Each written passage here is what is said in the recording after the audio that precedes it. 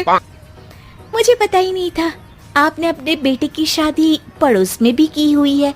हैं? मतलब? मतलब इस घर में सारा काम बहू ही करती है, आप तो सिर्फ खर्राटे मारती हैं। अच्छा जी, फिलहाल तो तुम आराम फरमा रही हो, चलो जाओ, ये मेरे टीवी देखने का समय है। आहा, इसीलिए मुझे भगाया जा रहा है। सॉरी, अब तो बिल्कुल नहीं जाऊंगी। प्राची की इस बात पर दोनों सास बहू के बीच टीवी रिमोट के पीछे बच्चों जैसे छीना झपटी शुरू हो जाती है, जिसके बीच श्लोक भी काम से घर वापस आ जाता है। हाँ, आज मेरी चूहे बिल्ली की जोड़ी किस बात पर झगड़ रही है? अरे तेरे बीवी मुझे टीवी ही नहीं देखने दे रही। अरे तुम्हारी मम्मी मुझे खाना बनाने के लिए फोर्स कर रही है। अरे वाह, ऐसे बेतुके रीजन पर तो बच्चे भी झगड़ा नहीं करते। अरे मुझे कुछ मत बोल, सब इसने ही शुरू किया है। हाँ हाँ, जैसे आप तो बहुत दूध की धूली है ना। अरे बस, दोनों चुप। प्राची जाओ, खाने की तैयारी करो। और माँ तुम छोड़ो, तुम्हें क्या बोलूं, शांति से अपना सीरियल देखो, मुझे दोबारा लड़ने की आवाज सुनाई नहीं देनी चाहिए। ऐसा बोलकर श्लोक वहां से चला जाता है, जिसके पीछे पीछे प्राची भी कुछ न कुछ बड़बड़ाते हुए रसोई में चली जाती है। हाँ हाँ, सासू जी को तो कुछ बोलेंगे ही नहीं, बस मुझ पर ही हुक्म चलता है, खाना बनाओ, जैसे मैं इनके घर में खाना बनाने के लिए आई हूँ। इसी तरह शाम बीतती है और रात को श्लोक और प्राची की सास खाना खाकर सोने चले जाते हैं, लेकिन प्राची गुस्से में कुछ खाए बिना काम में ही लगी रहती है। इस घर में किसी को घंटा फिक्र नहीं पड़ता, मैं खाऊं या भूखी रहूं। प्राची कुछ देर के लिए रसोई से बाहर जाती है और जैसे ही वापस आती है तो वहां दूध का भरा ग्लास देखकर हैरान रह जाती है। फिक्र पूरी है, बस दिखाना नहीं है।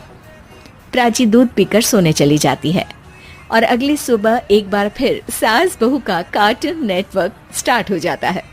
ये तुमने ही किया है। अरे अजीब जबरदस्ती है, मैं बोल रही हूँ मैंने कुछ नहीं किया। दोनों ने मिलकर पूरे घर को पागल खाना बनाया हुआ है। यहाँ कोई नॉर्मल इंसान तो रह ही नहीं सकता, इसीलिए अब पड़ोसी क्या रिश्तेदार भी घर आने से कतराते हैं। और सुन बेटे, तू भी चंगा, तेरी माँ भी चंगी, तेरी बीवी भी चंगी, रिश्तेदार। हाँ जी, आपको नहीं पता क्या, गंगाधर ही शक्तिमान है, रिश्तेदार ही। हाँ हाँ, बस समझ गया। कभी जानवरों जैसे लड़ेंगी तो कभी जुगलबंदी करेंगी। भाई मैं आप दोनों के बीच में नहीं फंसना चाहता। सास बहू की इस मनमौजी जोड़ी से परेशान होकर श्लोक अपना सिर खुजलाता वहां से चला जाता है। चलो अब मैं भी कीर्तन में जा रही हूँ। इस पर जैसे ही सास कमरे में अपना पर्स लेने जाती है तो वहां नाश्ते की प्लेट रखी देख मुस्कुराने लगती है और नाश्ता करके घर से बाहर निकलते हुए कुछ पैसे टेबल पर रख जाती है, जिसके कुछ देर बाद सिलेंडर वाला घर आता है। ओ मोरी मैया, मैं सिलेंडर के बारे में तो बिल्कुल भूल ही गई थी। घर खर्च के सारे पैसे भी मम्मी के पास है और श्लोक से बोला तो उल्टा 4 बात सुनाएंगे। प्राची ये सोच ही रही होती है कि अचानक उसका चेहरा चमक उठता है और वो घर में आकर इधर उधर देखने लगती है।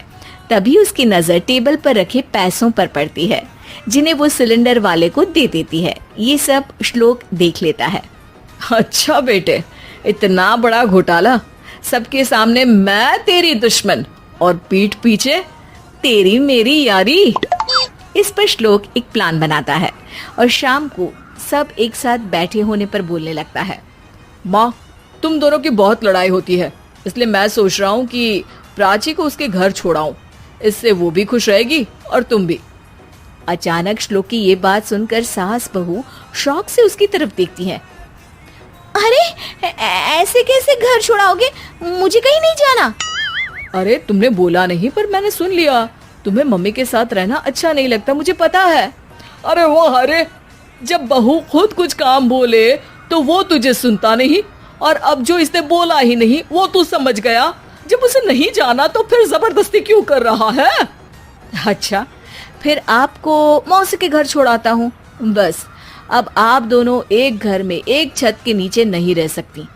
मैं इस टॉम एंड जेरी की जोड़ी को और नहीं झेल सकता। है? ऐसे कैसे नहीं रह सकते? तुम्हें इतनी दिक्कत है तो तुम्हारा बोरिया बिस्तर पैक कर देती हूँ। लेकिन मम्मी जी कहीं नहीं जाएंगी। बिल्कुल यही सुनना था मुझे। अगर दोनों में इतना ही प्यार है फिर हर वक्त ये लड़ाई का नाटक क्यों करती हो? देखा मैंने कैसे माँ किचन में दूध रखती है और तुम उनके लिए कमरे में नाश्ता रखती हो, और कैसे वो पहले ही तुम्हारी दिक्कत समझकर घर में पैसे रखकर बाहर जाती है। अरे भाई, इतना ड्रामा तो डेली सोप में भी नहीं होता जितना तुम दोनों ने इस घर में फैलाया हुआ है। तू हमें टॉम एंड जेरी बोलता है ना, तो याद कर वो दोनों भी एक दूसरे को बाहर वालों की बुरी नजर से बचाने के लिए हमेशा सबके सामने लड़ते थे, लेकिन अकेले में दिक्कत के समय मदद भी तो करते थे। बस हमारा रिश्ता भी कुछ ऐसा ही है। और वैसे भी अगर सास बहू में तू मैं नहीं होती तो दुनिया वालों को कहानियां कैसे